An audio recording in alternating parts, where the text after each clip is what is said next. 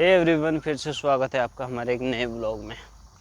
और आज हम बात करेंगे अपनी कुछ फैमिली के बारे में, जो फैमिली की कुछ स्टोरीज है उसके बारे में एक ब्लॉग बना रहा हूँ आज मैं, ताकि आप तक ये बात पहुँचे, आपको भी कुछ सीख मिले इस चीज़ से। एक्चुअली हुआ क्या, हम 3 भाई हैं, तो हमारे जो सबसे बड़े वाले भाई हैं उनकी शादी हो चुकी है, लगभग 2-3 साल हो गए हैं। एक बच्चा भी है, इस तरीके से उनकी शादी हो चुकी है। तो अभी हाल ही में मेरी भी शादी हुई है, लगभग 7-8 महीने हो चुके हैं इस तरीके से। तो काफ़ी दिन से मन मुटाव चल रहा था। ठीक है, चलो कोई बात नहीं, चलता है तो क्या हो गया, वो तो भाई भाई में है, इस तरीके से कभी हो जाता है सबके साथ। तो मन मुटाव कहाँ से शुरू हुआ? मन मुटाव ये होता है कि जब घर में,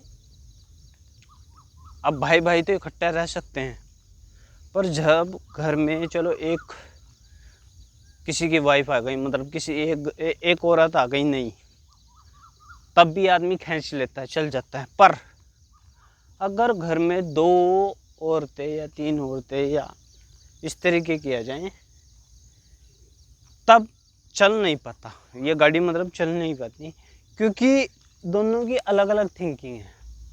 चाहे वो दोनों सगी बहन हैं या मतलब दूसरे शहर की, दूसरे गांव की हैं, तो मतलब ऐसी स्थिति बन जाती है कि एक तरीके से बंटवारा हो जाता है। ठीक है, तो मेरा कहने का मतलब ये है कि इन औरतों के चक्कर में अपने घर का, अपनी फैमिली का बंटवारा ना करें, क्योंकि देवरानी जेठानी की तो लड़ाई चलती ही रहेगी। आपने कहीं ना कहीं देखा ही होगा, पिक्चरों में भी देखा होगा, टीवी सीरियल में भी देखा होगा, ये सब तो चलता रहता है।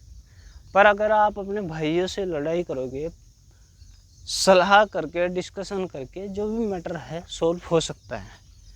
अगर नहीं हो सकता है तो ठीक है, उन औरतों को लड़ने दो, आपको बात करनी है आप बात कीजिए। बट इस तरीके से मतलब अगर आप इन औरतों के चक्कर में आके अपने घर का नाश या कुछ वो करोगे, तो ऐसे नहीं करना है आपको ना।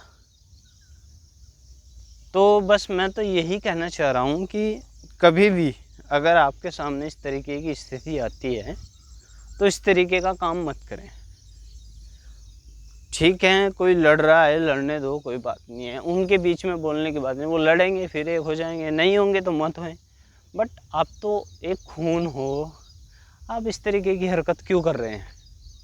आपको ऐसा काम नहीं करना है, ठीक है।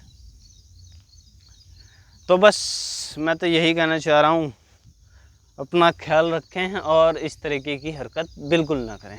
Thank you so much.